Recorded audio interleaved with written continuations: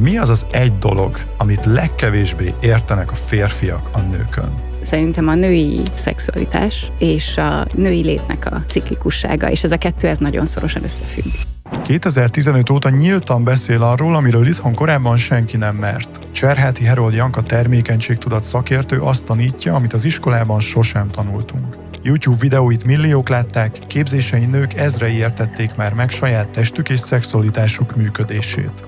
Mennyire fontos a kommunikáció, hogy mennyire fontos lenne az, hogy mi nők is értsük, hogy hol tartunk, és hogy ez milyen hatással van ránk, és hogy a férfiak is legyenek nyitottak erre a fajta edukációra, és nem azzal elintézni, hogy na most hisztis vagy, mert menstruálsz, ilyet véletlenül sem mondjon soha senki.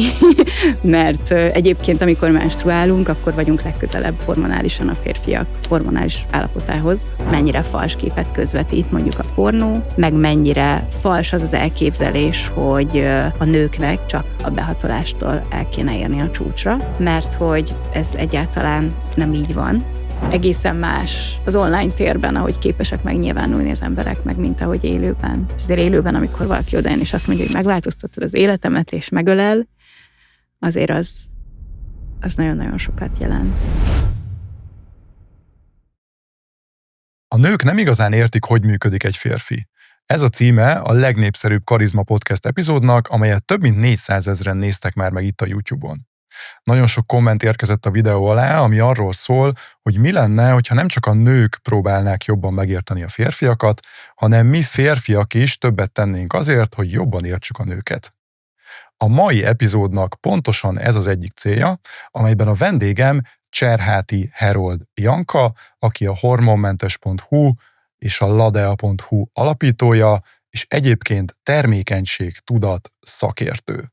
Janka, mi az az egy dolog, amit legkevésbé értenek a férfiak a nőkön? Szerintem a női szexualitás és a női létnek a ciklikussága, és ez a kettő nagyon szorosan összefügg. Mesélj nekünk erről, mit érdemes tudnunk róla? Női lét igazából onnantól kezdve, hogy megjön az első menstruációnk odáig, hogy eljutunk a menopauzáig, egy folyamatos változás. Egy férfi sosem megy keresztül ennyi hormonális változáson, mint egy nő, akár életszakaszonként, akár egy-egy cikluson keresztül.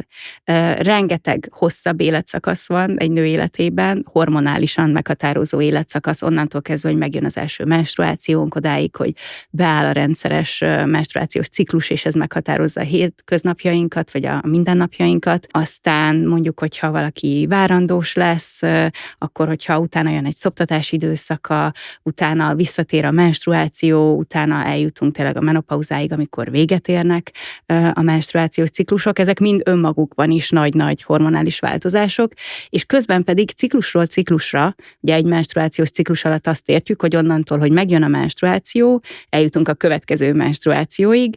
Ezt szokták ugye 28 napos ciklusként emlegetni, de hogy én ezt azért így árnyalnám, hogy ez csak egy ilyen teoretikus dolog, hogy 28 napos egy ciklus, mert hogy egyébként ilyen 24-től 32-36 napig teljesen normális, kinek mi a normális, kinek mi a saját ciklusa, és én igazából ezt tanítom, hogy ezt hogyan ismerhetjük meg minél pontosabban. Ami fontos, hogy egy ilyen menstruációs ciklusnak a középpontjában nem a menstruáció áll igazából. Az az a dolog, ami nyilván a vérzés miatt egy nagyon egyértelmű dolog, azt látjuk, arról a férfiak is tudnak, hogy az hogyan történik kb. Meg hogy ez így minden hónapban, minden ciklusban megtörténik, de igazából a ciklus központjában az ovuláció áll. Az a pillanat, amikor az érett petesejt kiszabadul a tüszőből, és ebben most nem megyek bele részletesebben, mert itt most nem ez a fókusz, hogy erről részletesen beszéljünk, hanem az, hogy ez milyen hormonális változásokat idéz elő a szervezetünkben. És amikor megjön a menstruációnk, a ciklus elején a hormonszintjeink alacsonyan vannak. Aztán ahogy közelítünk az ovulációhoz, elkezd emelkedni az FSH hormonszintje, ami a tüszőket a érésre készteti, emiatt elkezd emelkedni az ösztrogén szintünk, és a tesztoszteron szintünk is. Éppen ezért ebben a szakaszban, amíg eljutunk az ovulációig, ami mondhatjuk, hogy valahol a ciklus közepe felé történik, de ennél ez ezért egy sokkal árnyaltabb dolog, és ezt meg lehet ismerni nagyon pontosan, hogy hogyan történik a mi saját szervezetünkben, de hogy eddig a pontig nagyon sok változás történik a szervezetünkben fizikai szinten is, és egyébként érzelmi szinten is, akár kognitíven is. A libidónk nő, a kreativitásunk igazából nő, a társas kapcsolatainkhoz, a kapcsolódásra való igényünk változik, és gyakorlatilag az energiaszintünk az csúcsra jár addig, amíg eljutunk az ovulációig. Ezután, amikor megtörtént az ovuláció, ami az a pillanat, amikor tényleg az életpeteseit megtermékenyíthetővé válik, eddig a pontig a szervezetünk azon dolgozik, hogy lehetőleg minél inkább teherbe ejtsen minket, még akkor is, hogyha mi éppen nem ebben az életszakaszban vagyunk, meg nem is érdekes ez a kérdéskör, de hogy itt olyan finomságokat bele lehet ebbe rakni, mint hogy, és kérdés az, hogy erre miért van ilyen sok kutatás, hogy ezt vizsgálták, de hogy változik a mellünk szimmetriája. A bőrünk ragyog, a hajunk csillog, jobban csillog ebben az időszakban, még az is változik, és erre tényleg van egy konkrét ilyen pontos kutatás, hogy a csípőnk hogyan ring, miközben járunk ebben az időszakban, azt üzenve, hogy csináljunk minél több gyereket lehetőleg, hogyha egy férfi ránk néz. De egymásra is hatunk. Változik az, hogy hogyan érezzük a szagokat, a nők szaglása élesedik. A feromonjaink olyan hatással vannak egymásra, hogy az ovuláló nő feromonjainak hatására a férfi tesztoszteron szintje megnő. És erre is van egy izgalmas kutatás, amiben férfiak csoportjait nézték, ahol az egyik csoport egy olyan nő pólóját szagolta meg, ugye viselte egy nő ezt a pólót előtte, aki éppen így a termékeny időszakában volt a ovulációhoz közel, a másik egy olyan póló volt, amit egy nem ilyen időszakban lévő nő hordott, és akkor volt egy kontrollcsoport egy olyan pólóval, amit előtte senki nem hordott. Megmérték a férfiak tesztoszteron szintjét, beküldték őket kártyázni egy terembe, és azok a férfiak, akik az ovuláló nő pólóját szagolták, sokkal kockázatvállalóbbak voltak, sokkal agresszívebben kártyáztak egymásra, sokkal versengőbbek voltak, és utána újra megnézték a tesztoszteron szintjüket, és sokkal magasabb volt ennek a csapatnak a tesztoszteron szintje. Tudtam, hogy a hatással vagytok ránk, de hogy ennyire, az azért igen. Nagyon erős. Arra is vannak felmérések, hogy a striptease táncosok például ebben az időszakban sokkal nagyobb bugyipénzt kapnak, sokkal nagyobb valószínűséggel kapunk meg egy fizetésemelés nőként ebben az időszakban, hogyha bemegyünk a főnökhöz, és azt mondjuk, hogy most már ideje lenne, és nem egyéb alantasokok miatt, hanem csak azért, mert tényleg a kiállásunk az ennyivel erőteljesebb tud lenni ebben az időszakban. Aztán, ahogy megtörtént az ovuláció, ez hirtelen egy hatalmasat változik, mert hogy innentől már nem az ösztrogén és a tesztoszteron szintünk uralkodik, hanem a progeszteron szintünk, ugyanis a kiürült tüszőből sárgatest lesz, és ez termeli a sárgatest hormont, a progeszteront, ami meg egyébként egy nyugi hormon. Ez az ovulációtól a következő menstruációig tartó időszak, ez egy ilyen viszonylag rövid időszak, az cikluson belül olyan 12-14 napos időszak nagyjából. És ebben az időszakban a szervezetünk egy pontig arra készül, hogy megtörtént a megtermékenyülés, és amikor ez a corpus luteum, ez a sárga test elkezd elsorvadni, tehát a szervezetünk érzékeli, hogy itt nem történt beágyazódás, akkor jelennek meg általában a PMS tünetek, amikor a hangulatban is történik egy nagyobb változás, hogy közeledünk a menstruáció felé. De ebben az időszakban, amikor a progeszteron hormon uralkodik, akkor emiatt a progeszteron igazából egy ilyen nyugi hormon, ami tényleg arra készíti fel a szervezetet, hogyha itt várandóság van, akkor te vigyázz magadra, pihenjél sokat, egy kicsit visszahúzódóbbak leszünk, már kevésbé vágyunk így a nagyon erőteljes szociális élményekre például. Én azt is szoktam mondani, amikor erről beszélek, meg ezt tanítom, hogy figyeljünk oda, hogy mikor mondunk igent, mert hogy az ovulációig ilyen nagyon igen emberek tudunk lenni, hogy így mindenre igen mondunk, és lelkesek vagyunk, és hogyha mondjuk egy vadvízi evezésre nagyon lelkesen igent mondasz ebben az időszakban, a follikuláris szakaszodban, és aztán rájössz, hogy épp akkor fogsz menstruálni, és 3 napig vadkempingezést terveztél, akkor szóval, hogy ebből is látszik, amit mondtam, hogy érdemes egy kicsit ebben a ciklikusságban gondolkozni magunkról is nekünk nőknek. Nem azért, mert nem mehetnénk el vadvízi kempingezni egyébként a menstruáció alatt, mert van, aki maratont fut, meg olimpiát nyer ebben az időszakban, de hogy mégiscsak az van, hogy a szervezetünk ilyenkor egy kicsit több nyugalomra vágyik, egy kicsit több pihenésre van szüksége, és van erre egy csodálatos hasonlat egyébként, amit most nem fogok ilyen nagyon részletesen elmondani, de hogy a ciklusnak ezeket a szakaszait lehet a természethez hasonlítani, a menstruáció megfeleltethető a tél beszélnek, a follikuláris szakasz, tehát a menstruációtól az ovulációig tartó időszak a tavasznak, amikor zsong a természet, amikor minden illatos, csodálatos, az ovuláció az érett gyümölcs időszaka a nyár, amikor ez mind még intenzívebben jelentkezik, és az ovulációtól a menstruációig, a lutális szakasz, amikor több pihenésre vágyunk, az meg már az ősz. És ott annyira szép, hogy belegondolunk, hogy mit várunk el a természettől, hogy ősszel megsárgulnak a levelek, hogy hűvösek már az esték. Lehet, hogy napközben még jó kirándulni, de este már jó pihengetni bent inkább, vagy maximum egy tábortűz mellett. Aztán jön a novemberi esős idő, amikor már tényleg csak arra vágyunk, hogy otthon legyünk, és nem akarunk sehová sem menni. Nagyon hasonló történik bennünk. És ugye a menstruáció időszaka pedig a tél, ezt már említettem, és nem várjuk el a fáktól, hogy virágozzanak télen. Magunktól pedig azt várjuk, hogy minden nap ugyanazt a teljesítményt nyújtsuk, akkor is, hogyha éppen vérzünk, ha éppen másban vagyunk hormonálisan, és ez nagyon jó lenne, hogyha így nem csak nekünk nőknek, hanem a férfiak számára is egyértelműbb lenne az, hogy ez a hullámzás, meg ez a ciklikusság, ez nem problémát jelent, hanem azt, hogy egyszerűen más dolgokban vagyunk, más szakaszokban, és másban tudunk nagyon jók lenni adott esetben. Nagyon sok értékes szempontot mondtál, segíts kérlek a férfi hallgatóinknak is, hogy mi az a 3 legegyszerűbb szempont, ami alapján egy férfi felismerheti, hogy akár a párja, vagy egy kolléganője, vagy egy hölgy a környezetében éppen melyik évszakban van. Szerintem ez nagyon fontos, hogy először mi nők tanuljuk meg magunkról, hogy melyik évszakban vagyunk, mert én azt látom, hogy most már 10 éve foglalkozom ezzel, tanfolyamaimon is tanítom, és az állandó visszajelzést, hogy miért nem tudtam erről előbb. Hogy miért nem tanultuk ezt kislányként, hogy miért nem értettem ezt magamról. Tehát azt kell, hogy mondjam, hogy nagyon igazságtalan lenne ezt elvárni a férfiaktól, hogyha mi magunk sem vagyunk ezzel feltétlenül tisztában. De a legegyszerűbb dolog az a kommunikáció. Ezzel kapcsolatban is, főleg egy párkapcsolaton belül, ahol nyilván sokkal inkább felvetődik ez a téma. A kollégának nehéz azért azt mondani, hogy hát figyelj, most... Te most ősz, tavasz? Igen, hogy most azon belül a finomabb, finomhangolásos részekben éppen hol tart valaki. Egyébként vannak jelek.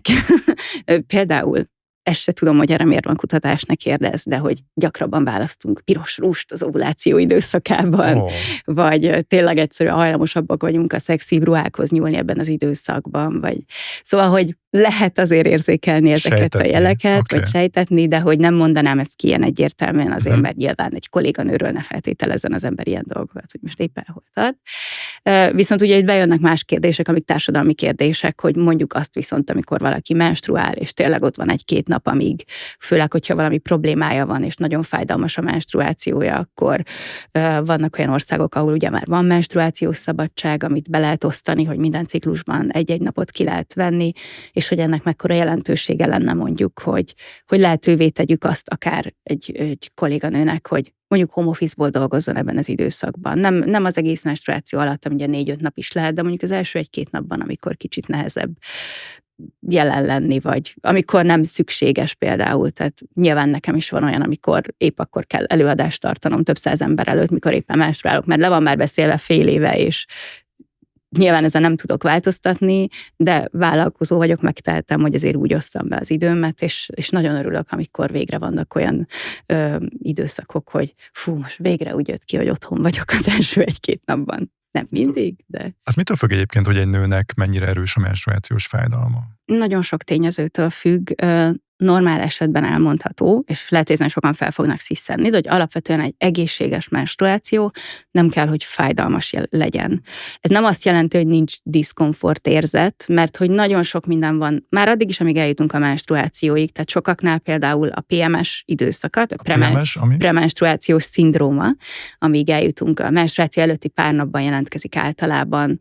Ez is azért van, mert a progeszteron nyugi hormon hatására egyébként lelassul például a sima izom mozgás, a bérperisztaltika, megjelenik puffadás, szorulás akár, emésztési problémák adott esetben. Van, aki sokkal ingerültebb ebben az időszakban, és adott esetben maga a menstruáció már szinte megkönnyebbülést jelent, mert elmúlnak ezek a PMS tünetek. Nagyon sokat számít az életmód, a táplálkozás, a stressz milyen meglepő, hogy megfelelően tudunk-e aludni, pihenni. Egy nőnek alapvetően sokkal több alvásra van szüksége, mint egy férfinek egyébként. Sokkal nagyobb kárt okoz a női szervezetben, hogyha nincsen meg a megfelelő éjszakai pihenés, és ez lehet akár, ugye mondják átlagosan egy felnőtt embernél mondjuk egy 6-7 óra alvás az, ami elegendő, ez nőknél akár lehet 8-10 óra is, ami nagyon kevés esetben adatik meg tényleg, hogy ennyit aludjunk nyugodtan. És az éjszakonként is eltérő lehet? Igen, sokkal több pihenésre van szükség mondjuk a luteális szakaszban és a menstruációs időszakban. Több kalóriát igényel ilyenkor a szervezetünk. Nagyon-nagyon sok változás van igazából, ami tényleg nagyon mély rétegekben is hat. És hogy hogyan lehet ezt egyébként előnyé is kovácsolni. A Chelsea volt az első női foci csapat 2019-ben, akik a játékosoknak az edzéstervét, a táplálkozását, azt, hogy mit tudom én, kit raknak be a kezdőcsapatba, meg ilyesmi, ahhoz kezdték el igazítani, hogy hol tart az adott játékos a ciklusában, tehát egy ilyen komoly cikluskövetést vezettek be, és abban a szezonban, még az a 19-20-as szezon volt, ott a Covid miatt megszakadt az a szezon, de ők voltak az egyetlen olyan női foci csapat, ahol nem volt például lágy szövetsérülés, tehát térd, szalagszakadás, meg hasonló dolgok, mert hogy egyszerűen annyival hatékonyabbá tudták tenni az edzést, és annyival jobban tudtak vigyázni a játékosokra, mert például a menstruáció előtt, alatt, kicsivel utána sokkal sérülékenyebbek a lágyszövetek, pont a progeszteronnak emiatt az izomlazító hatása miatt. Aztán a follikuláris szakaszban, hogy növekszik a tesztoszteron szint, akkor meg lehet növelni az edzés erősséget, meg mindent. Szóval nagyon-nagyon sok mindenre hat, és visszaugorva arra, hogy a férfiaknak mit javasolnék, azon kívül egyébként, hogy kommunikáció, abban, hogy hogyan vehetik észre mondjuk azt, hogy hol tart egy kolléganő. Talán ezt nem mondanám így jó iránynak, vagy azt akarjuk észrevenni, hogy ő hol tart. Talán szűkítsük le egy kicsit inkább ezt párkapcsolatra, hogy tényleg mennyire fontos a kommunikáció, hogy mennyire fontos lenne az, hogy mi nők is értsük, hogy hol tartunk, és hogy ez milyen hatással van ránk, és hogy a férfiak is legyenek nyitottak erre a fajta edukációra, és arra, hogy meghallgassák a mellettük élő nőt, hogy tényleg mennyire hatással vagyunk egymásra, hogy ő éppen min megy keresztül, és nem azzal elintézni, hogy na most hisztis vagy, mert menstruálsz, ilyet véletlenül sem mondjon soha senki, mert egyébként, amikor menstruálunk, akkor vagyunk legközelebb hormonálisan a férfiak hormonális állapotához, hiszen akkor vannak a hormonszintjeink nagyjából nullán. Ez egy ilyen fontos adalék így ehhez a kérdéskörhöz. Okay. Úgyhogy ha a férfiak úgy látják, hogy ebben az időszakban hisztisek vagyunk, akkor el lehet gondolkozni, hogy kinek hogy. Ki a hisztisebb a családban. Igen, mondjuk. Jó, értem. Adott esetben. Szóval a kommunikáció, nyilván transzparensen ezt közvetíteni, elmondani, mire van szükséged, drágám, vagy akár a hölgy is elmondja a férfinak, hogy nézd, az helyzet most, erre vágynék, erre van szükségem.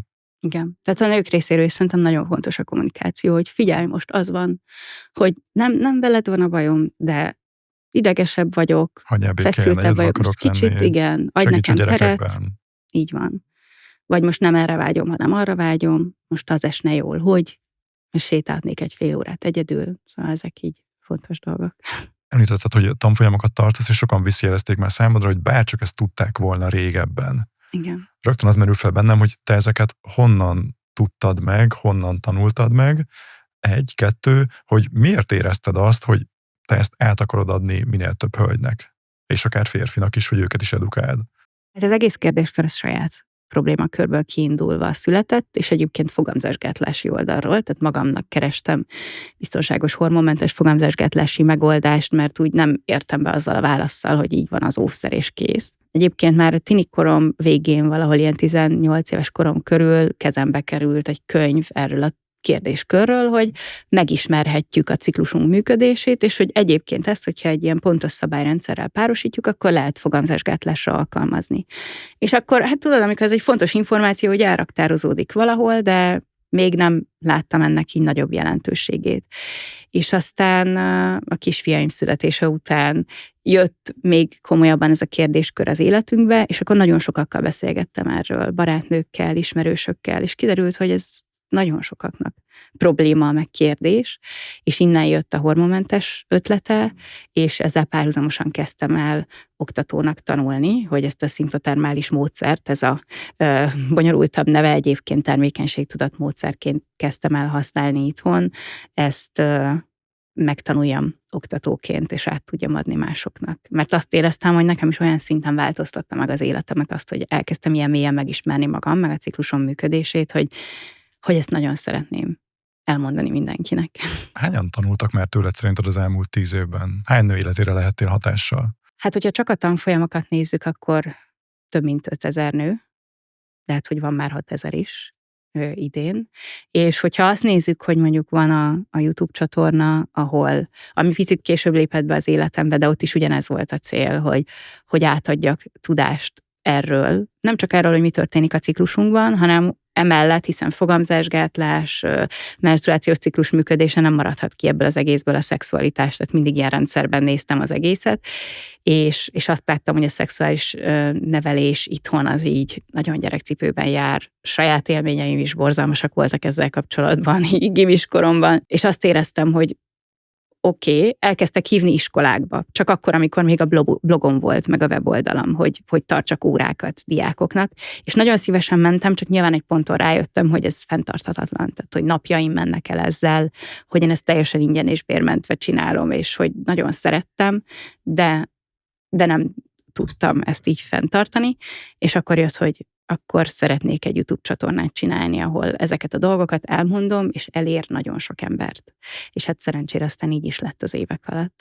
Ez olyan szinten így lett, hogy jelen pillanatban most a felvétel időpontjában 127 000 feliratkozód van, sok-sok milliós megtekintésed, és ami az egyik különlegessége szerintem a tartalmaidnak, hogy olyan szinten beszélsz tabukról, olyan szinten mersz tabukat ledönteni, hogy érdekesség, a top 3 legnépszerűbb videód. Szerintem a hallgatók is meg fognak lepődni, hogyha még nem nézték ezeket a tartalmakat. Első, ilyen egy nőgyógyászati vizsgálat belülről. Ó, igen. 1,6 millió megtekintés. És így elkezdtem nézni, és mondom, biztos lesz valami orvossal beszélgetés, beleteker, és egyszer csak azt látom, hogy ott fekszel egy ágyon, és egy nőgyógyászati vizsgálatot végeznek el rajtad, és folyamatosan kommentáljátok, hogy mi történik. Igen. Első videó. Második legnépszerűbb videó. 8 kínos dolog a szexben, amiről senki nem beszél. Beletekertem, és tényleg, hogy miket nem mond az a lány. Az elképesztő, 1,4 millió megtekintés. Harmadik videó. Miért nyögünk szex közben, ez a pontos cím, 1,2 millió. Megcsinálni. És így annak a különlegessége, az, tudod micsoda, emlékszel rá? Nem, olyan régen volt már. Hány éve volt ez? 7-8? Hát 18-ban volt, az 8 éve, igen. Tehát ott konkrétan van olyan rész, ahol saját nyögéseket játszol be. Ja, igen. Elmondod, hogy milyen típusú nyögéseket produkál egy nő, és ezeket te oda alájátszod hanggal, képpel, minden, de elképesztő. De az egy fontos része ennek, hogy abszolút kutatásokat vettem alapul, és hogy egy csomó ilyen tudományos hivatkozás van alatta, hogy éppen miről beszélek. Janka, honnan jön neked ez, hogy én a legdurvább tabut is kimondom, ledöntöm, beleállok? Onnan jött, hogy azt éreztem, hogy iszonyatosan sok elhallgatás van ebben a témában, és hogy elképesztően álszent, ahogy a szexről beszélünk, meg ahogy ez a kérdéskörhöz állunk, akár így a médiában, akár egyébként olyan kommunikáció szempontjából is, hogy még talán orvosi kommunikáció szempontjából is, vagy ahogy mondjuk tényleg gyógyszergyárak beszélnek erről a kérdéskörről, amikor mondjuk fogamzásgátlót reklámoznak, és akkor tényleg 10 évvel ezelőtt még főleg nagyon volt ez a odalent, mindig egy kis virággal illusztráljuk azt, hogy éppen miről van szó, meg hát azokon a napokon, meg hogy és akkor közben a pornó meg elárasztott mindent. És az egyik oldalon van az, hogy jaj, szemérmeskedünk, nem beszélünk róla, a másik oldalon az van, hogy hozzá lehet férni a legdurvább dolgokhoz egy pillanat alatt, gyerekeknek is egyébként, és ez egy nagyon kemény statisztika, hogy egyre fiatalabb korban félnek hozzá a gyerekek a pornóhoz, és ez pár éve még, mondjuk egy 3-4 éve, még 12 éves kor volt, most már 9. 9 éves korban? 9 éves korban legkorábban. Ez nagyon, nagyon ijesztő és nagyon durva. És közben a kettő között meg nincsen edukáció, mert nincsen rendszer szintű iskolai szexuális nevelés, ami nyilván betudható annak, hogy miben éltünk az elmúlt sok-sok évben, és ez ellen fel is szólaltam, meg ezt is vállaltam, hogy akkor én ez ellen megyek, és hogy nekem nagyon fontos, hogy ez legyen, mert egyébként a szexuális nevelés az nem a szülő joga, hanem a gyerek joga. És szerintem ezt nagyon-nagyon fontos kimondani, hogy a gyerekeknek van joga. Most legyen szó kisebbekről, nagyobbakról, a neki megfelelő, az életkorának megfelelő minőségi információra. És hogyha ez 9-10-11 éves korban az, hogy hogyan változik a teste, hogy majd megjön a menstruáció, hogy ki érhet hozzá, hogy mi a konszenzus, hogy mi a bugyiszabály például, amit már akár óviskorban megtanítanak más országokban, mondjuk tőlünk nyugatabbra, odáig, hogy tinikorban, amikor már lehetőleg még az aktív szexuális élet előtt beszélni még inkább a konszenzusról, a fogamzásgátlási lehetőségekről, arról, hogy tényleg hogyan befolyásolja a ciklusunk, a saját életünket, hogy ezzel hogyan hatunk egymásra, hogy férfiak és nők hogyan vannak együtt ebben a világban. Végül a szexuális nevelésnek igazából óriási része az önismeret, és a társas kapcsolatokban való boldogulásnak, meg párkapcsolatban való boldogulásnak a megismertetése, és én azt éreztem, hogy oké, hát hogyha ez nincsen rendszer szinten, akkor legalább csinálok valamit, hogy valami legyen, és eljusson ez emberekhez, fiatalokhoz. És rengeteg olyan visszajelzést kaptam az évek alatt. Mostanában is nagyon sok ilyen volt, nem csak lányok, hanem fiatal, ilyen 20 éves srácok oda jöttek, hogy annyit segítettél. És hogy mondjuk az úgy kicsit szíven ütött, mikor mondta, hogy gyerekkoromtól kezdve néztelek, és akkor így számolgattam, hogy de ilyen felnőtt forma vagy, hogy néztél gyerekkoromtól kezdve, és hogy igen, mondjuk ő, ha 14 évesen rátalált az én videóimra, akkor neki az tényleg gyerekkorától, vagy kis fiatal korától meghatározó dolog volt, hogy kapott információkat. Tehát akkor egy generáció felvilágosításában vehettél részt? Sőt, veszel részt a mai napig, igen, mondhatom? Igen, hát ezek örökzöld videók, úgyhogy igen. Tanárok írtak, hogy használták a videóimat iskolákba, amikor ugye nem lehetett bemenni, hogy így témaindítónak mondjuk akár. Nem ezeket, amikről itt beszéltünk, hanem vannak sokkal visszafogottabbak is női testről, férfi testről, ciklusról, mindenféléről. És volt olyan például, hogy egyedülálló apuka írt, hogy nagyon köszöni, mert hogy nagyon sokat segített, hogy a kislányával tudjon beszélgetni ezekről a kérdésekről. Szóval ezek így mind most is elérzékenyülök, tehát ezek nagyon sokat jelentenek. És az a durva, hogy itt nem álltál meg.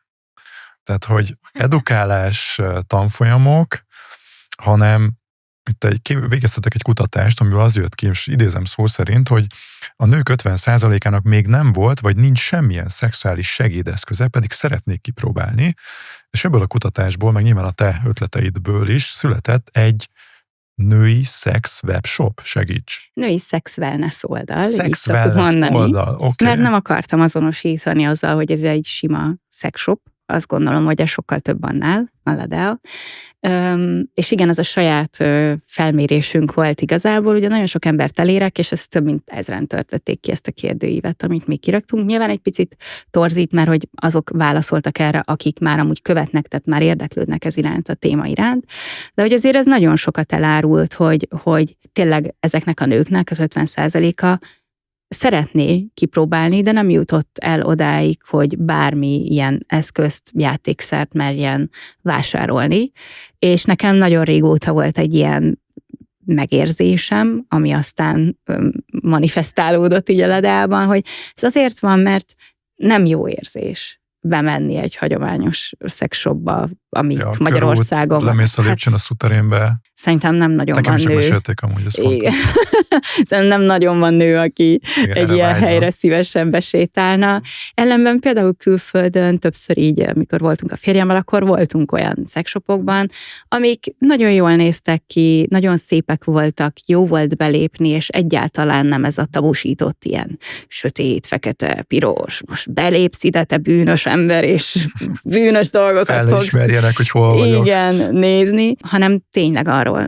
Szólt ugyanarról, amit képviselek az egész munkásságomban, hogy ezt lehet úgy csinálni, hogy ne legyen tabu, hogy olyan eszközöket mutatunk a nőknek, amik tényleg a szexuális egészségüket szolgálják, meg a gyönyörüket szolgálják, és hogy nincsen ebben semmi szégyelnivaló. Nőknek és pároknak egyébként hozzátenném, vannak már férfi eszközeink is, de azokból is igyekszünk csak azokat kiválogatni, amiket én így jóvá tudok hagyni, hogy tényleg ez úgy néz ki, hogy ez jó, ennek. És le is tesztelitek őket, vagy ez hogy működik? Hát van 3 gyerekünk, szóval, és 500 termékünk nagyjából.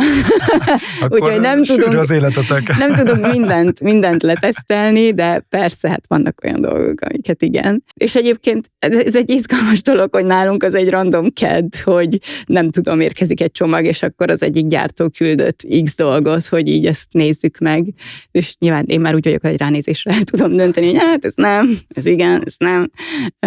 Hát igen, ez egy ilyen érdekes kérdéskör. Például most nemrég egy hete voltunk itt Budapesten, volt először egy ilyen rendezvény, amire meghívtak olyanokat, akiknek szexshopja van, vagy ugye ezen a területen vagyunk, és akkor gyártók bemutatták a termékeiket, és akkor egy rendes ilyen nagyon szolid kis konferenciát kell elképzelni, ahol így különböző asztaloknál. Itt is vannak újdonságok? Nem tudom, AI által vezérelt. Így van.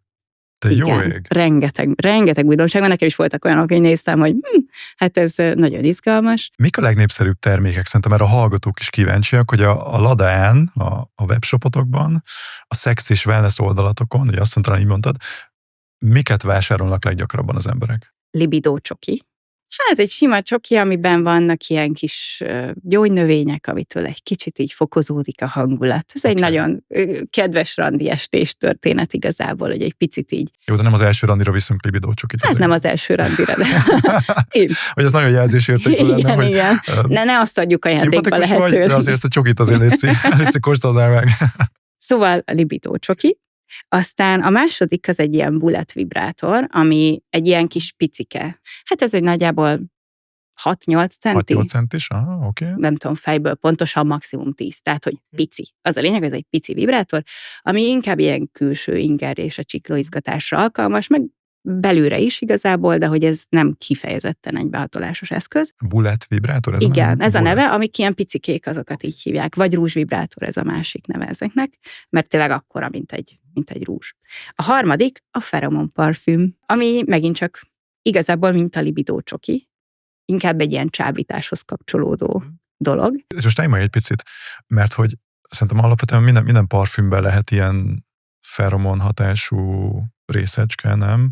Másrészt meg ugye a férfinek is, meg a nőnek is van egy természetes illata, és azt szokták mondani, hogy ha tényleg van kémia férfi és nő között, akkor az önmagában már a test illatunk által megjelenik, tehát hogy megszagolod a másikat, most idézőjelben. És azt érzed, hogy de jó illata van. Igen. És erre még rá akar erősíteni valaki egy... Igen. Létezik olyan feromon parfüm egyébként, ami nem illatosított. Tehát, hogy az csak a feromon van benne igazából, és akkor vannak különböző illatok. És ezek működnek? Én nem próbáltam, bevallom. Oké. De hogy köztetek meg van a kémia a férjedről ezek szerint. Igen, elég régóta. Ez fontos. Igen. De hogy nagyon szeretik a feromon parfümöt egyébként. És aztán amit még idehoznék, az az, hogy a negyedik termék, ami viszont ilyen játékszerű termék, az egy rózsa alakú csiklóizgató, ami szintén egy külső eszköz, tehát nem egy behatolásos eszköz. És akkor itt jön még egyébként egy csomó minden, még egy ilyen kicsi bullet vibrátor, péniszgyűrű, ami ugye egy páros játékszer, a Highfly nevű kis eszközünk, ami szintén egy külső csiklóizgató, tehát annak nincs is semmi behatolásos funkciója, és aztán csak a 8. ezen a listán az első olyan eszköz, ami tényleg a behatolásról szól. És szerintem ez nagyon sokat elmond a női szexualitásról, és arról, hogy mondjuk mennyire rossz szögből nézzük sokszor ezt az egész kérdéskört. És hogy mennyire fals képet közvetít mondjuk a pornó, meg mennyire fals az az elképzelés, hogy a nőknek, és erről ez is ilyen vesszőparipám, és sokat beszélek róla, hogy mondjuk csak a behatolástól el kéne érni a csúcsra, mert hogy ez egyáltalán nem így van. Nálunk a csikló az elképesztően érzékeny szerv, aminek a szerepe igen. Csak az, hogy gyönyört éljünk át. És pont ez az, amit nagyon sokszor nem használunk ki szex közben, mert nem jut rá figyelem. Mondjuk fel lehet tenni a kérdést, hogy hát miért került ez akkor a hüvelyen kívülre, hogyha ez a gyönyörért felelős. És egyébként azért, mert hogyha egy ennyire érzékeny szerv, ami a legújabb kutatások szerint 8-10 ezer idegvégződést tartalmaz, vagy még többet, párba állítva azzal, hogy a pénisz az ilyen 3-4 ezer idegvégződés nagyjából. Ebben is szerencsésebbek vagytok, mint mi. Igen. Viszont, hogyha egy ennyire érzékeny szerv a hüvely belsejében lenne, akkor az szülésnél nagyon nagy problémát okozna. Szóval ezért került ez végül is kívülre, de igazából a csikló meg a pénisz ugyanabból a kezdeményből fejlődik ki magzati korban. Tehát igazából a csiklónak a részei teljesen megfeleltethetők a pénisz részeinek, csiklónak ugyanúgy van makja, ugyanúgy képes a merevedésre, és hogy egy sokkal nagyobb szerv egyébként, mint amit tudunk róla, hogy ott van az a kis pici pötty a hüvelybe menet fölött, hanem ez is döbbenetes, hogy most értünk el oda, először 98-ban, aztán most megerősítették ezt a kutatást, meg még továbbfejlesztették, hogy igazából mekkora kiterjedése van a csiklónak, és a belső nyúlványaival teljesen körbeöleli a hüvelyt, a hüvelybemenetet, tehát egy sokkal nagyobb kiterjedése van, és igazából, amit eddig külön választottak sokszor, hogy hát van a hüvelyi orgazmus, meg van a csiklóorgazmus, és ugye Freud hozta be azt, hogy hát a felnőtt érett nő az a hüvelyi orgazmussal éri el a csúcsot, és a csiklóorgazmus az valami alantasabb dolog, ami döbbenetesen káros hozzáállás egyébként, hogy ez megmaradt azóta, és mondjuk ezt képzeljük a női szexualitásról azóta. Holott, ami mondjuk hüvelyi orgazmus, abban is óriási szerepe van a csiklónak, vagy ennek a kiterjedésének. Ezek az eszközök, amiket említettél, a többségük ezt izgatja még inkább, tehát hogy még inkább segít a gyönyör elérésében. Így van. Férfiak vagy nők vásárolnak inkább a webshopban? Nők. Csak nők? Kizárólag nők? Nem, vásárolnak férfiak is, de nagyon nagy arányban nők. Igen. És ez is volt a cél, tehát, hogy így is kommunikáljuk, úgy csináltuk meg a webshopot, hogy szerintem gyönyörű az egésznek a látványvilága, és ez nagyon nagy célom volt, hogy felmész így más szexshopokba, és azt látod, hogy olyan termékek jönnek szembe, amit nőként nem akarok látni. Tényleg. Nem érdekel a 32 centis monster dildo, és lehet, hogy magamból indulok ki, de akinek ez az érdekes, annak ott vannak más ilyen webshopok, viszont tényleg azok a nők, akiket az elején említettél, hogy ott van 50%, akik szívesen kipróbálnának valamit, de még nem jutottak el odáig, mert nem mernek, mert nem komfortos, na ők azok, akik szívesen vásárolnak nálunk, és ez volt a cél. És az, hogy ezekkel a termékekkel, meg ezzel a megjelenéssel, ami nekünk van, vagy ezzel a szemléletmóddal inkább úgy mondom, mert ez nem csak design kérdés, hanem az, hogy egyébként rengeteg olyan termék van most már a gyártók részéről, ami kifejezetten a női igényeket veszi figyelembe, és nők tervezik, és nőknek készül. Ez volt egy nagy szemléletváltás az elmúlt 5-10 évben ebben az iparban, és nagyon-nagyon bejöttek a női szempontok, és hogy ezzel a szemlélettel olyan eseményeken is meg tudunk jelenni, ahol elképzelhetetlen, hogy más hagyományos szexshop mondjuk megjelenjen, tehát női üzleti eseményeken, kiskosztümös környezetben ott vagyunk, és tabudöntő módon beszélgetünk nőkkel arról, hogy amúgy itt van a nem tudom melyik multinak a CEO-ja, és akkor azt mondja, hogy ilyen nekem is van, és nem tudom, ez tök izgi, nézzük már meg, hogy ez hogy működik. És szerintem ez óriási dolog. Szeretnénk egy kis ajándékot adni a Karizma Podcast hallgatóinak, és ha valaki kedvet kapott ahhoz, hogy kipróbáljon termékeket, akkor menjen föl a ladea.hu webshopra. Éket a Ladea, jól tudom, istennőt jelent? Igen, olaszul istennőt jelent. Wow. Szóval az istennő magyarul helyett olaszul a ladea.hu-ra, és ha a vásárlásnál beírja a Karizma 10 nagybetűkkel Karizma 10 kuponkódot, akkor 10% kedvezményt is kap a termékekből, úgyhogy Janka, köszönjük szépen ezt a kis kedvességet így a hallgatóink nevében. 10 éve kezdtél el ezzel a témával mélyebben foglalkozni, és a 10 év alatt rengeteg hatásért téged, biztos vagyok benne, de az egyik, amit én abszolút látok, hiszen nagyon sokan, az az, hogy egy elképesztően erős, személyes márkát építettél föl. Sőt, mondhatom azt is, hogy influencer vagy? Nem szeretem ezt a kifejezést, de hogy mondjuk úgy, hogy szakmai influencer. Szakmai influencer. Így szeretek hivatkozni rá, igen. Mi a legnagyobb változás, ami benned történt a 10 év alatt? Tehát ki volt Janka 10 éve, és ki vagy ma? 10 éve is azt éreztem, hogy adni szeretnék, edukálni ebben a témában. Ami bennem nagyon nagy változás, az, hogy nyilván ennyi idő alatt sokkal jobban megismertem a saját határaimat, azt, hogy meddig tudok elmenni, meddig tudok adni magamból, és mi az a pont, amikor nemet kell mondanom, és ebben egyre jobb vagyok, szerencsére, és ez nagyon-nagyon fontos így az ember mentális egészsége szempontjából, és szerintem sokkal jobban értem már a saját értékemet is, és azt, hogy az elején borzasztóan sokat küzdöttem az imposztor szindrómával, nagyon erősen jelen volt bennem. Nyilván a sok minden miatt, ami akár az elején orvosi körökből is volt egy nagy értetlenség, hogy most itt van ez a nő, és így mit csinál, és hogy miért beszél ezekről a dolgokról, hát nem is orvos, és közben nem kell annak lennem, mert én nem orvosi területen tevékenykedem olyan szempontból, hogy nem adok orvosi tanácsot, hanem inkább egy ilyen funkcionális biológiával foglalkozom, és inkább egy hidat képzek az emberek, és akár az egészségügy között. És ami például nagyon sokat változott, és erre elképesztően büszke vagyok, hogy hogyan beszélünk ma a termékenységtudat kérdéskörről, hogy ez mennyire elterjedt ma már, meg a ciklusismeret, ez félreértés ne essék, nem csak nekem köszönhető, mert eleve a téma egy óriásit robbant nemzetközi szinten is, és egyre népszerűbb lett, de az tény, hogy én voltam az egyik első, aki ennyire nyíltan beszélt erről itthon. Egyébként a termékenységtudat kifejezést, azt én kezdtem el használni itthon először. Még ha akkor beírtad így 15-16-ban ezt, hogy termékenységtudat a Google-be, akkor magyarul nem dobott ki rá semmit, szóval ezt így ebben a formában. Te birtoklad ezt a szót kis túlzással. Nem birtoklom, de hogy közkincs lett azóta. Közkincs, és hozzád kötik nagyon sokan. Igen. Szerintem ez szuper. Én annól hasonlóban gondolkodtam, amikor elkezdtem a karizmatikus kommunikációval foglalkozni, és először a karizmatikus előadót igyekeztem magamhoz kötni, aztán hál' Istennek meg tudtam venni a karizma.hu-t, és most már nem véletlen, hogy karizma címmel írtam a könyvet, podcast neve is karizma, szóval szerintem most marketing szempontból hozzá. Is jó így egy-egy szót így birtokolni, hogy az emberek kössenek hozzá, úgy szerintem ez szuper. Igen, abszolút.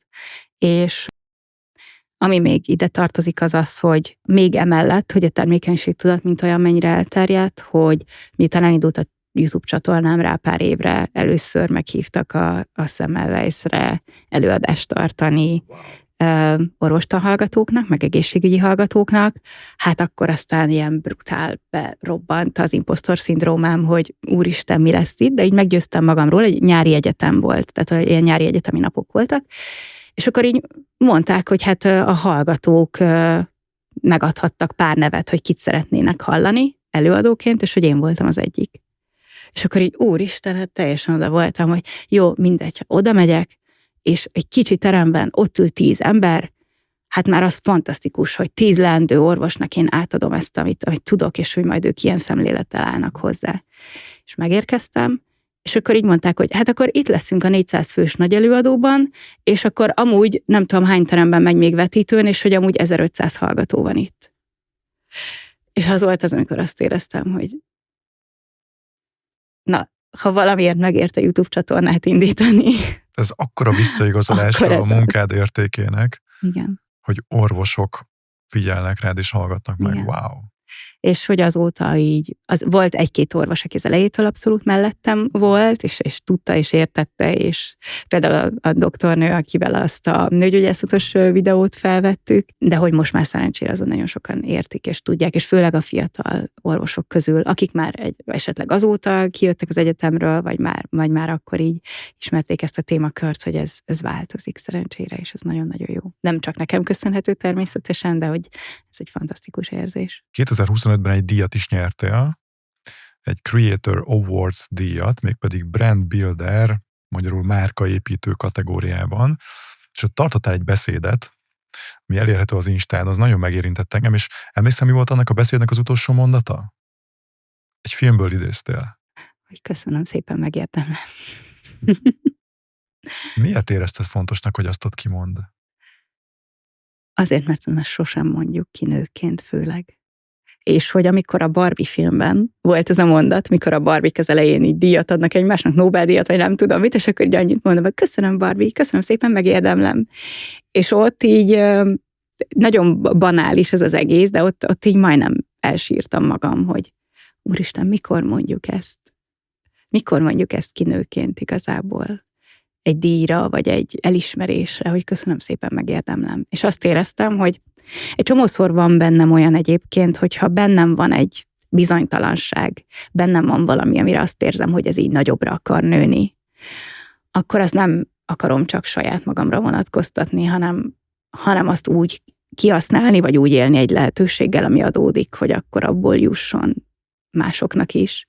És azért éreztem ott azt, hogyha mondjuk ezt én abban a beszédben, amiben előtte egyébként a nők láthatatlan munkájáról beszéltem, és arról, hogy mennyiszer van az mondjuk akár sikeres nőként is, hogy a világ azt suttogja a fülünkbe, hogy nem vagy elég jó, hogy nem teszel eleget, hogy kimondom ezt, nem csak magamért, hanem ezekért a nőkért és a kislányomért is, hogy köszönöm szépen, megérdemlem.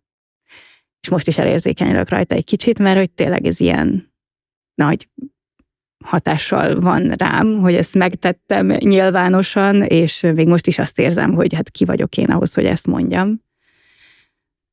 De közben, ha így fordítottam át magamban, hogy ezt nem csak magamért teszem, hanem másokért is, akkor megéri. És igen, ezt korábban még nehezebben tudtad kimondani? Igen. És mi volt ennek az oka szerinted? Fú, hát biztos, hogy nagyon sok minden áll mögötte. Ugye említettem már ezt az impostor-szindróma dolgot, hogy ez a nem vagyok elég jó mondat, ez azért így elég sokáig bennem volt, vagy még most is előjön így rosszabb időszakokban, hogy mindig lehetne tökéletesebben csinálni, mindig lehetne még többet, biztosan még egy kicsit oda tettem volna, akkor lehetne még olyanabb, és közben, ha végignézem, hogy mennyi minden van az életemben, és így a tudatos agyammal nézem, akkor azt mondom, hogy de nagyon sok minden éppen elég jó. Ez nehéz, amikor bekapcsol az embernek a kis hitűsége. Jártam is terápiára egyébként, ahol ez volt az egyik fő téma, és szerintem ez tök fontos elmondani, hogy lehet ezeken a dolgokon dolgozni, meg kell is. Amikor kislány voltál, mondjuk 5 éves kislány, akkor mire számítottál, hogy mi volt az álmod, hogy mi leszel, ha nagy lány leszel? Hát én akkor esőerdőkutató és színésznő szerettem volna lenni. A színésznő az közelebb áll az, amit csinálsz, az esőerdőkutató az azért határeset. Igen, azt rájöttem, hogy nagyon nagy pókok élnek az esőerdőben. És akkor hát ezt így elvetettem egy idő után, de hát nagyon szerettem David Attenborough-t, meg a természetfilmeket nyilván, és miatt. És egyébként ez megvan a gyerekeimben is, hogy így elképesztően szeretik a természetet. Egyébként ez óriási tanító, hogy az ember a gyerekeit nézi, hogy a kislányomat nézem, hogy ő milyen, és akkor egy csomó minden úgy leesik, hogy hát én is ugyanilyen lelkes kislány voltam, aki azt mondta, hogy esőerdőkutató színésznő leszek, és akkor amikor ő azt mondja, hogy hát ő, nem tudom, szupersztár, énekes miniszterelnök lesz, akkor azt mondom neki, hogy jó. Hajrá. Lehetsz az. Uh-huh.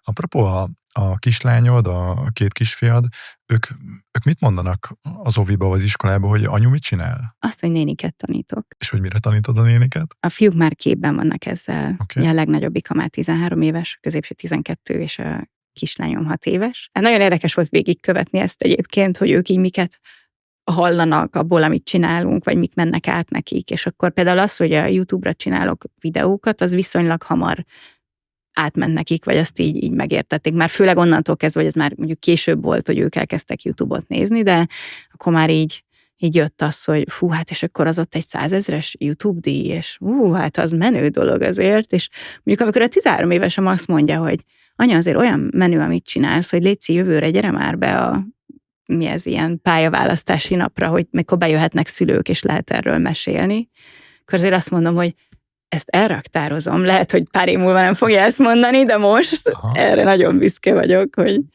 hogy ő neki ez így megy át. De mondjuk, amikor 4 éves korában így nagyobbikom mondta, hogy hát a konferenciás tengeren túl, így ilyen dolgok, akkor nyilván így érdekes, hogy az ő kis világukba ebből mi szüremkedik át. Janka, mondjuk, hogy te egy ismert ember vagy, tehát te is mondtad, hogy sokan megállítanak az utcán, visszajelzést adnak, ezt hogy éled meg?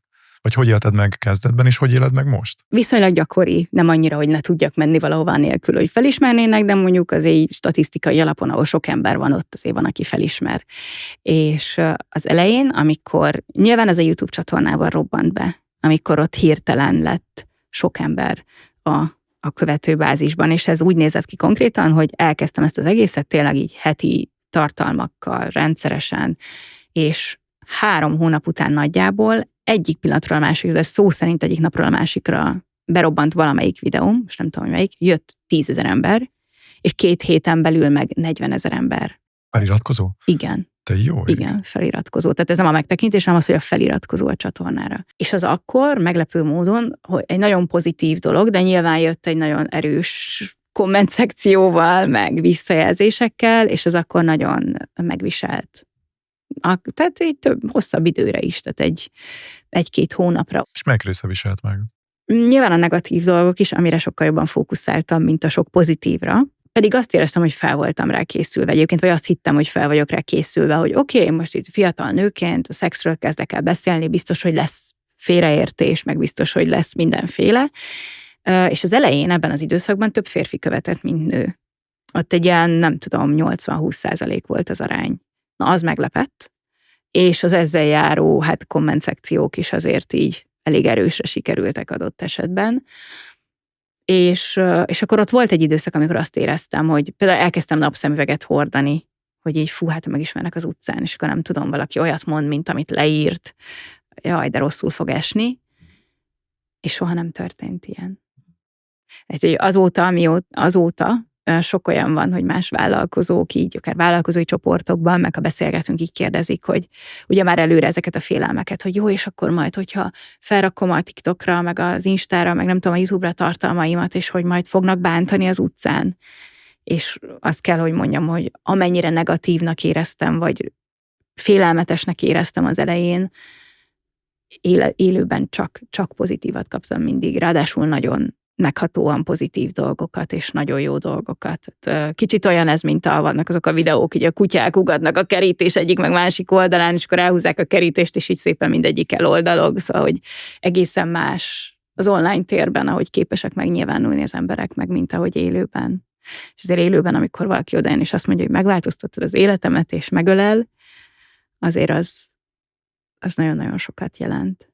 Az elején ezzel is olyan zavarban voltam, vagy hogy így nyilván tanulni kell ezt egy kicsit, hogy hogyan kezelje az ember, hogy ki az, akivel jó, most van időm egy picit mélyebb beszélgetésbe bonyolódni, vagy most ezt így kedvesen megmondom, hogy köszönöm, nagyon sokat jelent, és megyek tovább a dolgomra, mert éppen abban vagyok, hogy nekem most mennem kell tovább a dolgomra. Meg lehet tanulni ezt kezelni, és kell is megtanulni kezelni, igen. Elképesztő mennyiségű edukatív tartalmad érhető el, felépült egy nagyon erős személyes márkád, és mellette ez egy családi vállalkozás is lett, ahol 2025-ben több mint 150 millió forintos bevételt termelt már nektek. Ez a sok-sok üzleti láb. És ráadásul ebből ugye az egy családi vállalkozás, hogy a férjeddel együtt dolgozol benne. De ez nagyon érdekelne, hogy tudjátok ezt jól működtetni, ki a főnök, ki miben főnök, mi a titok? Hát ugye Zoli 18-ban csatlakozott, akkor hagyta ott a főállását, tehát akkor 3 éve ment már a hormonmentes, és egyébként tehát ennek és neki köszönhető, hogy elindult a YouTube csatorna, mert akkor szabadult fel nekem annyi energiám a hétköznapi feladatok alól, hogy el tudtam indítani a YouTube csatornát. És aztán hát úgy alakult valahol ilyen természetes módon, és egyébként személyiségünkből, meg beállítottságunkból fakadóan, hogy én vagyok ott a frontvonalon, az én arcom van ott, az én személyes márkám, én viszem a szakmai részeket, tartalmi részeket. Már csak az is, mert ugye nőkről beszélsz. Igen. Te egy kicsit autentikusan vagy, mint Zoli. Igen. És Zoli pedig abszolút átvette az operatív dolgokat, akár a stratégiai tervezésben mindketten benne vagyunk mondjuk, de az ilyen operatívabb dolgokat ezzel kapcsolatban is, a partnerekkel való kapcsolattartást, a munkatársainkkal is, hogy a hétköznapi feladatok szempontjából inkább ő osztja le a feladatokat, meg ő tartja úgy a kapcsolatot. Szóval ez valahogy teljesen természetesen alakult így abból is, hogy mi milyenek vagyunk. Okozott ez egy időben azért súrlódásokat, meg hát ez tényleg feladat megtanulni, hogy hogyan tudjuk együttműködtetni ezeket a dolgokat, hogy hogyan lehet akár adott esetben lerakni a munkát, figyelmeztetni magunkat, vagy egymást, hogy most egy randin ülünk itt a Duna mellett éppen egy étteremben, és annyira természetesen jönne, hogy elkezdünk beszélni céges dolgokról, és akkor így, nem, ez most nem megbeszélés, ez most egy esti randi, és most így nem erről beszélgetünk. De hogy ez már megy. Az elején nagyon nehezen ment, de most már megy. Mi az, ami még nehezen ment, de most már jól megy?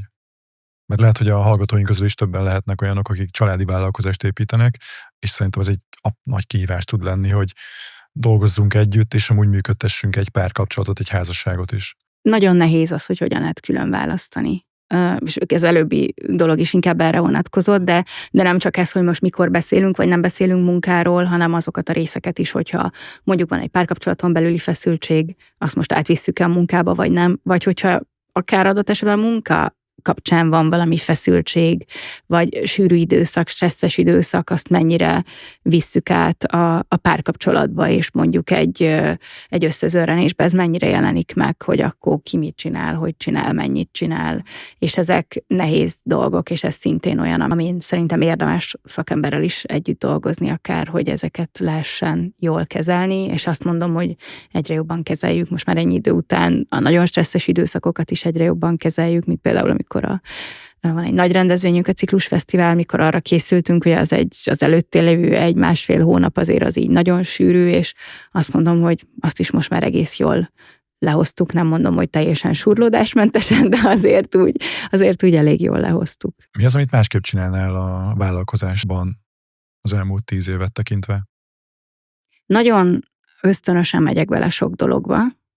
Nagyon tényleg ilyen ösztönszinten jön egy csomó minden, és a rendszerépítésbe tennék szerintem több energiát, hogy egy picit a rendszereink jobban támogassák, meg jobban tudják monetizálni azt a követőbázist, ami az egész mögött van. Tehát, hogy sokszor annyira lélekből csinálom az egészet, és annyira azt számít, hogy mi az üzenet, amit átadok, hogy mondjuk elfelejtek annyit mondani, hogy amúgy itt van ez a termék a hormonmentes.hu, ami segít pont ebben a problémában.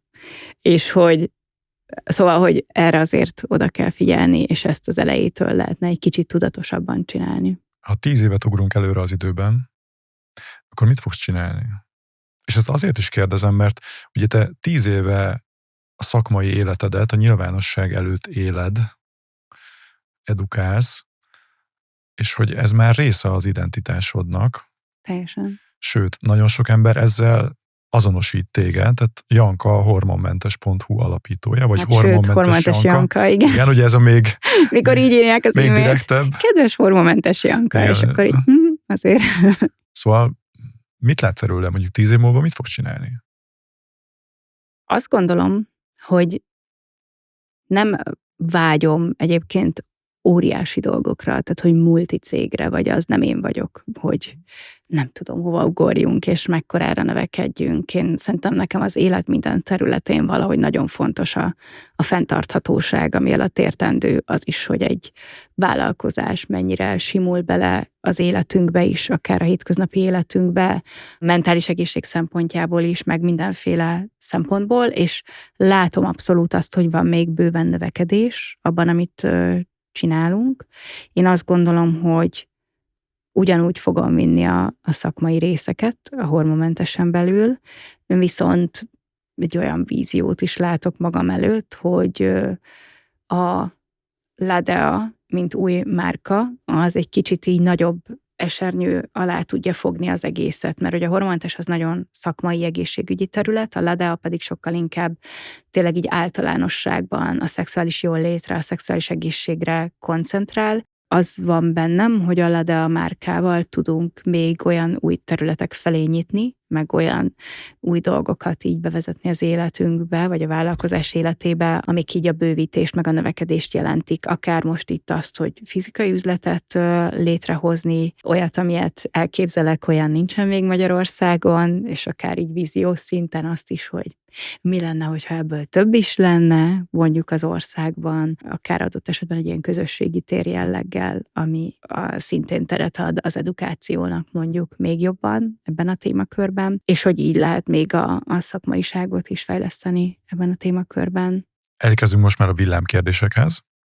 Előtte gyorsan elmondom még a hallgatóinknak, hogy Janka jóvoltából, ha szeretnétek kipróbálni a Ladea termékeit, akkor érdemes használnotok ehhez a Karizma 10, Karizma nagybetűvel, tehát a Karizma 10 kuponkódot, mert 10%-os kedvezményt kaphattok minden termékre, amit ott találtok. Na de akkor villámkérdések, villámválaszok. Ha csak egy dolgot mondhatnál, akkor szerinted minek köszönheted a sikeredet, Janka?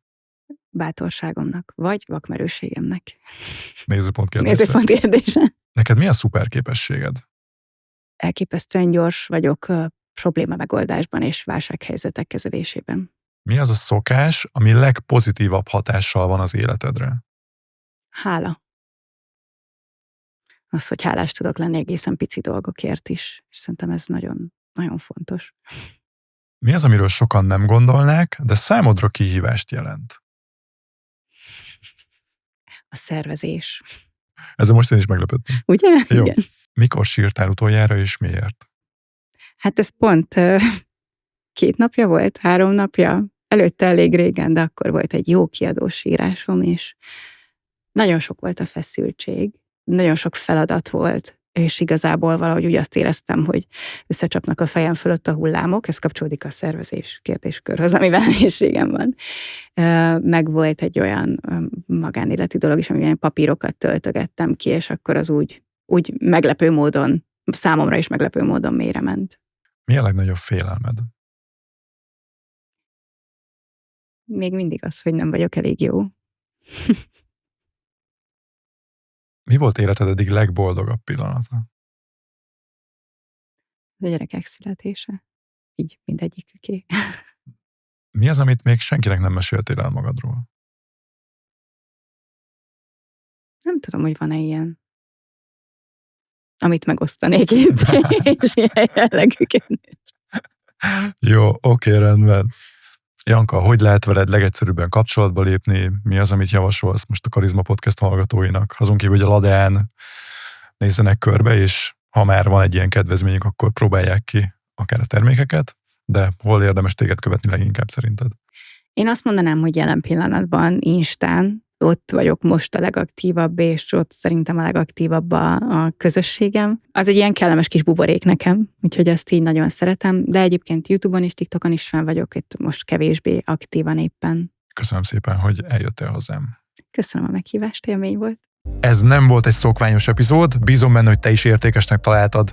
Ha kíváncsi vagy másik, nagyon inspiráló Karizma Podcast epizódra, akkor kattints ide, a képernyő jobb felső sarkába, és már indul is. Ez az, ide kattints. És ugye feliratkoztál már a csatornánkra.